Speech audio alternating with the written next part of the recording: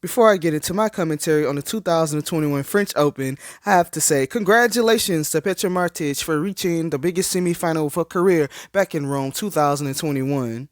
Now, what makes this milestone achievement much more memorable to me is coming into Rome, expectations were very low on my part because based on how she was playing coming into that tournament, only having 4 wins on the season, 4 first round losses in a row, well actually 5 match losses in a row. And side note, I don't know what happened in Adelaide after she lost to Corey Goff in the second round, but it seemed to set off a string of first round losses. And I didn't know what she was going through at the moment, and some of my theories were maybe it was an injury, maybe she was feeling complacent or uninspired, or maybe it was a quarter life crisis. Like, I didn't know what was going on with her. But it seemed like when she got to Italy, everything changed around, and she found her top 25 form again. She had a coaching change as well. She started working with Francesca Schiavone.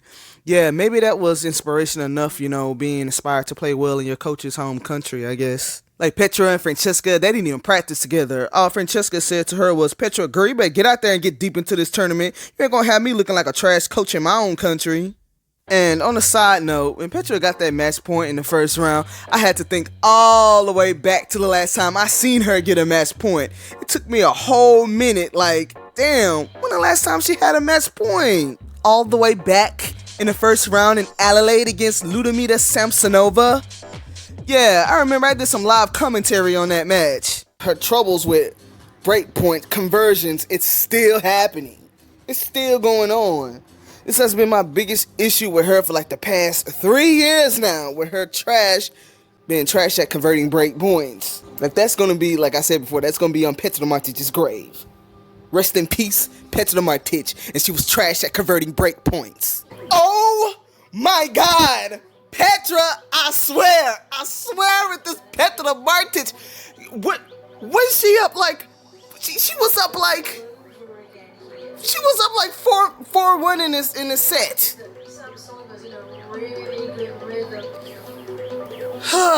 And Petra just got broken. She could have started out for the set and she let herself get broken. I swear with this Petra. Yes, and Petra comes through and win. Yes, Petra. Even though she struggled doing this. With her successful 7-5. A typical Petra Martić match win. 7-5. Why am I so loud in that clip? I might have been drinking while watching that match. I don't know. Yeah, the way Petra was struggling through that match, I probably started drinking like at the end of the first set or something. I don't know. But yeah, that explains if anyone was wondering why that was Petra's last win, and after that she had 5 match losses in a row, 4 of them in first rounds. The way she played in that match, you hear how I was reacting. That would give you the exact reason why. After that match, she went on to have all a string of first round losses. When Petra lost in the semifinals to Karolina Pliskova, Petra, she should have won that matchup. Like, I can't understand how Petra lost to this chick. Okay, Karolina, she's known for her powerful first serve, and her serve isn't as efficient on clay. That girl had like 8 double faults during this match, so she was struggling with her second serve throughout the match. And it's like, Petra, she couldn't even capitalize on that. And then Petra, she let herself get broken 3 times in that third set. Like, she was struggling to hold her service against a player who was struggling with her serve. Why, Petra Martić? Then this Pliskova chick goes on and make a complete embarrassment out of herself in the final against that Iga Swastika chick. You see that? That's what I was talking about at the end of that Diana Yashimska video when I said that her coach is going to need luck working with her, because she goes out there and she performed like this. This is exactly what I was talking about. Well, at least I know if Petra would have made it into the final, she would have had put out an effort and not let herself get double donutted on like she's working for Dunkin' Donuts. Pliskova, you shipless donut-headed ass looking Pliskova, getting double donutted in a 1,000 event final. If you was not a fan of that Polish chick, you would have been sitting there watching that match mad with your arms folded like, what the f*** is this? The organizers at Rome should have gave everybody in the stands an apology and a full refund after that. Then Carolina should have received 2 beatdowns that night, one for Iga and another one from all the women in the stands that paid full price to watch that bullshit-ass final. Surprised all the women watching in the stands didn't go out into the parking lot waiting and ready to fight Pliskova's ass for playing like that in the final. Played that match like she never played tennis before. Looking like that was her first professional match. Looking like she was asleep out there. Looking like she was sponsored by Tylenol Simply Sleep. That's why your twin sister is hotter than you. Tennis fans call her Pliskova because she definitely malfunctioned out there. The company that manufactured Pliskova needs to recall her ass out there looking like an old rusty Fallout 4 robot before the upgrades. Her husband must love letters because her body is shaped like a lowercase L. With all those tattoos, she should have got that same letter tattooed on her forehead after that match. I can't believe that was a former world #1 player going out there performing and playing like that. If you don't know why Carolina has never won any majors, just watch that 2021 Rome final and you will get your answer. And another thing, this is a bit off subject, but it's pertaining to Petra when she made the semifinals. And the stuff I was reading, it was so sad. Like, some of y'all tennis fans, I swear, when it comes to women players, y'all lack all types of decency and decorum. Okay, this is what they was worried about. I was seeing more comment questions asking about, does she have a boyfriend or not? Or asking about her sexual orientation. And I'm like, so she just made the biggest semifinal of her career, and this is the stuff y'all worried about the most. This is the stuff y'all want to talk about and discuss. Like, what does this have to do with her playing tennis? Because we all know if it was a man on the ATP tour that achieved the exact same milestone, none of the comments are going to be flooded up asking, does he have a girlfriend, or asking about his sexuality. Like, I've been a Martić fan for years, and I don't care about none of that stuff, so y'all need to leave that woman alone and stay out of her business and stop trying to pry into her personal life, because what y'all concerned about the most, that's none of our business. But anyways, and another thing I wanted to briefly mention is Petra making the quarterfinals at Parma. And I must say that it was like 2020 Plamero all over again. Petra, she was the #2 seed, and she should have made it into the final. Granted, she played a formidable opponent in Q Wayne. It's like any player with a high seeded ranking, like 1, 2, 3. I expect them to at least make the final.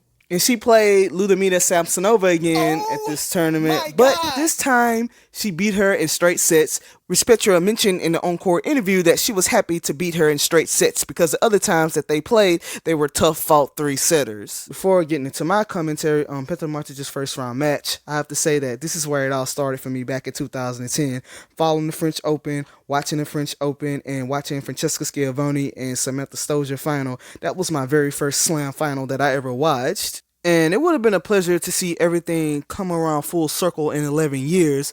Now, after watching that final, which made me fall in love with tennis, and 11 years later, Francesca is now working with one of my favorite players, and I wish it would have came full circle with Fran at least coaching Petra to a final and her winning it.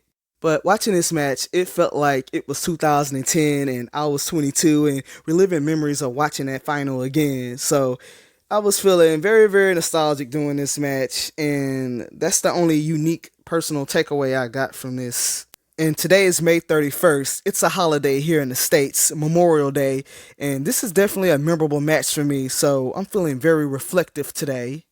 There's a lot of things I like to talk about Petra's loss, and the first thing is Petra has been struggling all season. This is her 6th overall first round loss this season. And Petra, she's been struggling with players that are ranked inside the top 100 all season, with most of her top 100, top 50 wins coming from that run she made back in Rome a couple of weeks back. Coming into this match, Petra was ranked 22, seeding was 22, and Camilla was unseeded with a 80 ranking. And Petra lost 2-6, 7-6, 4-6, but it was a hard-fought match nonetheless, so I can't complain about that. And then she loses to this trash Camilla Giorgi. She doesn't even look like a tennis player. The way she looks and dresses, she always looked like she's about to turn down 10 losers trying to approach her at some nightclub in Italy and not trying to play a tennis match. And here's Petra's stats for tonight's game. Petra Martić, I must say, her first service was 65%. That was pretty good for her. She usually averaged that. And her second serve points won was 39%. That's entirely too low.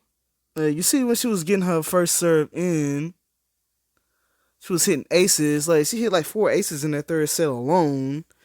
And her break points were 3 out of 7. Like, that's exceptional because, sometimes I go in on her about her poor break point conversions. And she hit 19 winners and had 27 unforced errors. Yeah, because her winners and her unforced errors, they always like really close together. And Camilla hit damn near 50 winners in this match, which I am about to get into. I'm not a tennis expert, and nor do I claim to be, but it was one glaring thing that I seen in this match. And I mean, Camilla hit 48 winners, and I'm telling you, most of those winners, at least about 25 of them, came off of her forehand. Camilla, she tore Petra's ass up with her forehand during this match. And I'm like, Petra, that's an easy problem solve, okay? Camilla was destroying you with her forehand, so she should have avoided playing her forehand side at all costs. And Petra, she's known for her all-around game, but during this match, she played so defensive. It was like every time she came like 2 inches off that baseline, she was like, oh, gotta step back, gotta get back, gotta play this defensive game. And I didn't know anything about this Camilla Giorgi's game coming into this match. And damn, that little Italian chick, she has so much power. Like, I didn't know that Italian chick had that much power. Definitely a power player, aggressive baseliner, and Petra struggles against those types of players. She usually struggles against those types of players on hard courts, but clay, it's kind of a toss-up. I guess that's why Petra plays so defensive during most of this match, because she couldn't match up with Camilla, that aggressive power game she was putting out, and that's not Petra's game. And something else I've been observing during some of her matches this season is when she gets into these rallies with these players, if the rally is like over 6 shots long, then Petra usually loses them, like with her hitting an unforced error or her opponent hitting a winner, which was the scenario in this match. And I have to say that Petra, her signature shot is that backhand slice drop shot from like around ad court. Yeah, she usually deploys that shot to move the player in to finish the point at the net, because that's why she gets most of her winners. She's really good around the net, and she got like 8 out of 9 net points in this match, so I didn't know why she wasn't coming to the net more often. And I probably only seen her pull off that shot like only like 2 times during this match. It's probably more, but that's what I remember. That's what she should have been doing, getting that chick off the baseline. Like, Camilla killed Petra because Petra didn't play her style of tennis, but yet Petra let Camilla dictate the whole match with playing her aggressive style of tennis. Like I said, Petra, she's an all-court player, so if I don't see her moving around the court, coming into the net, doing what she does best, but then she's playing this defensive style game, I already knew by the end of the first set that this was going to be a typical Petra Martić struggle match. The same type of matches I've been watching all season. And that Camilla chick, she's so trash. Like in that second set at 5-2, she got 2 match points and Petra knocked those match points off. And this is another issue I noticed with Petra. She did the exact same thing in Madrid when she lost that first round against Bernarda Pera, that fake American Croatian. And Petra waited to match point and then she wanted to start playing tennis. Like, Petra waits until her ops get a match point and then now she wants to start trying to play some tennis when she had a whole match to do that.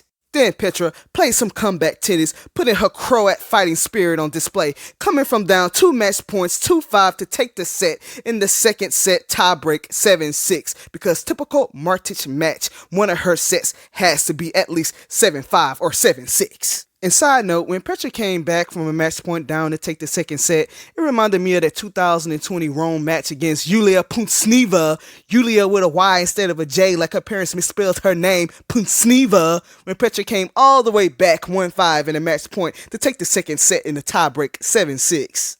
And Petra, she never played Camilla before, and Camilla, she's like a veteran. She's been on tour for a long time. And I think Camilla and Petra are the same age. So I was like, it's strange that they never played each other before. Like, that's so weird. So yeah, Petra never played Camilla before, so she probably didn't know what she was stepping into. But that Francesca Schiavone, she should have gave Petra the rundown.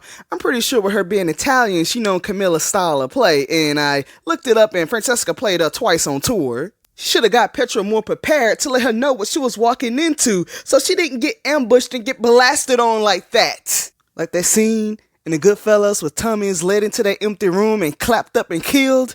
Yeah, that's exactly what happened to Petra going into that first round match. But anyways, it was a fairly enjoyable match. It was like that nail-biting tennis, how y'all tennis fans talk about, but it's exciting nail-biting tennis.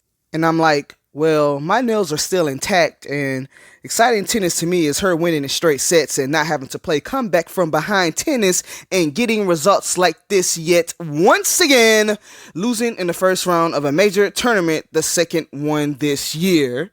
Now going into grass, it's not looking good for Petra's ass. Petra so far, other than her making that semifinal in Rome, this has not been her year, and she's still playing here. She's playing doubles with Shelby Rogers, which is perfect because they both lost in the first round, so that's all they have to focus on is they doubles here.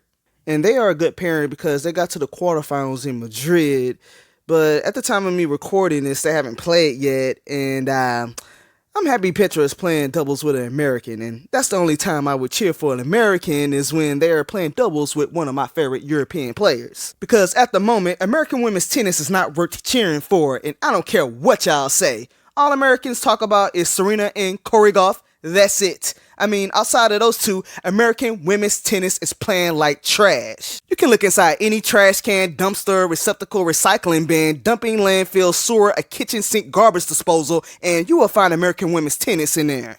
And speaking of a player who's having a far much worse year than Petra, which should give Petra a sense of relief knowing that no matter how bad she's playing, there's another player on tour that's playing far much more worse than her. Which brings me to Lucia Sorenko played qualifying here, and she won her first round match.